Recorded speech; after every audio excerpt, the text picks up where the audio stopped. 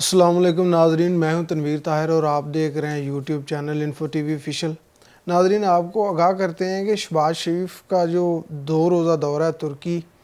اس کے پیچھے وجہ کیا ہے، اس کے پیچھے جاننے کی کوشش کرتے ہیں۔ ناظرین، دورہ ترکی اس وقت جو ہے وہ ایک پی ڈی ایم کی حکومت کے لیے ایک بہت بڑا سونا خواب دکھا کے کیا جا رہا ہے کہ کہیں ہم الیکشن کروانا نہیں چاہتے تو ترکی سے جو ہے وہ ہمیں 2 ہی مسائل ہیں۔ ایک ابھی جو فوڈ سیکورٹی کا پاکستان میں ایشو ہے، مہنگائی ہے، انفلیشن، اور دوسرا ہے کیش میں کوئی انویسٹمنٹ آ جائے یا پیسے مل جائیں۔ اب جو ترکی کی اپنی اکنامک حالت ہے وہ بہت خراب ہے، تو یہ روٹرز کی خبر ہے کہ ترکی کو ملنے ہیں $10 ارب قطر سے، اور وہ $3 ارب اسی سال ان کو ملنے ہیں قطر کو۔ اب شہباز شریف کا یہ ذہن ہے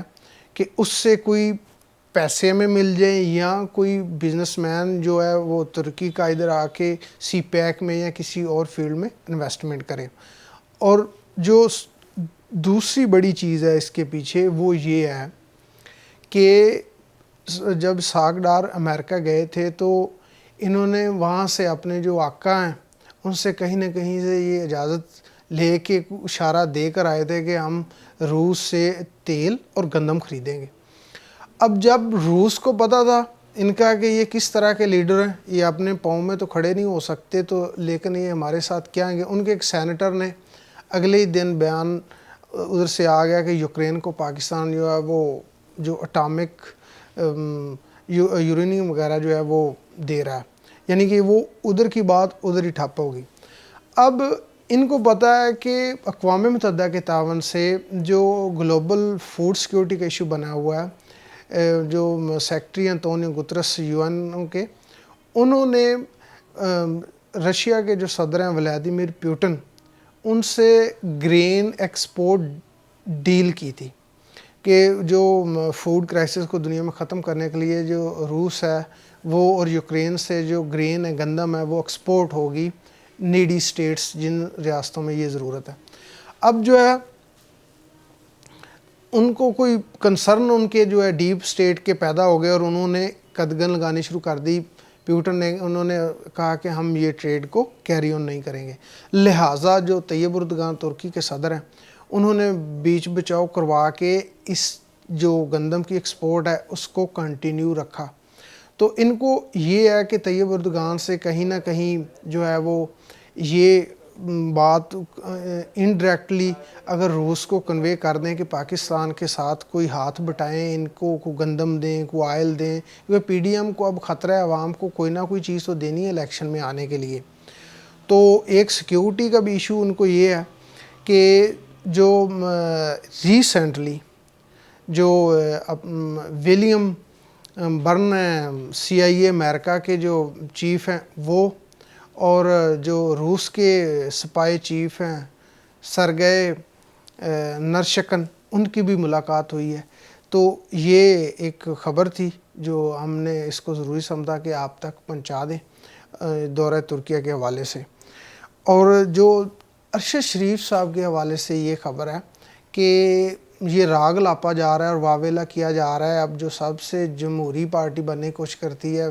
پاکستان پیپلز پارٹی کے، جو ارشد شریف کے اوپر ویسے تو کل 16 FIRs ہیں، لیکن جو سندھ حکومت میں ہوئی ہیں تو انہوں نے یہ آغاز کیا ہے کہ ہم جو ہے جہاں جس تھانے میں بھی شہید ارشد شریف کے اوپر FIRs ہوئی ہیں ان کا ریکارڈ منگوا رہے ہیں، ان کے جو مدعی ہیں ان سے بات کرنے کی کوشش اور ان کے متعلق جاننے کی کوشش کر رہے ہیں، ریکارڈ اکٹھا کر رہے ہیں۔ آپٹکس اچھے ہیں لیکن نیت ان سب کی ٹھیک نہیں ہے۔ اب آتے ہیں جو ہماری جو اعلیٰ عدلیہ سپریم کورٹ، بظاہر تو وقتی تو لگتا ہے کہ یہ جو فیصلہ ہے اس کے پیچھے کوئی ویسٹڈ انٹرسٹ ہے یا کسی کو فائدہ پہنچایا جا رہا ہے، پرسن اسپیسیفک ہے، لیکن دور اندیش فیصلے ہوتے ہیں۔ اب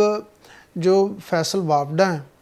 انہوں نے اپنے جو ایفیڈیوٹ بین حلفی جمع کرایا تھا اس میں جھوٹ بولا تھا کہ میرے پاس دوہری شہریت نہیں ہے، سنگل ہی ہے، وہ پروو ہو گیا۔ تو سپریم کورٹ نے اس کو یہ کہا کہ اگر آپ اپنی غلطی اون کرتے ہیں، مانتے ہیں، تو یہ جو تاحیات نالیج یہ ختم ہو سکتی ہے۔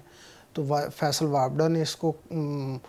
اوکے کیا کہ مجھ سے یہ غلطی ہوئی ہے، میں معذرت کرتا ہوں، تو سپریم کورٹ نے اس کی جو تاحیات نااہلی ہے اس کو ایک مدت کے لیے اسمبلی کے لیے نااہل کیا فیصل وابڈا کو۔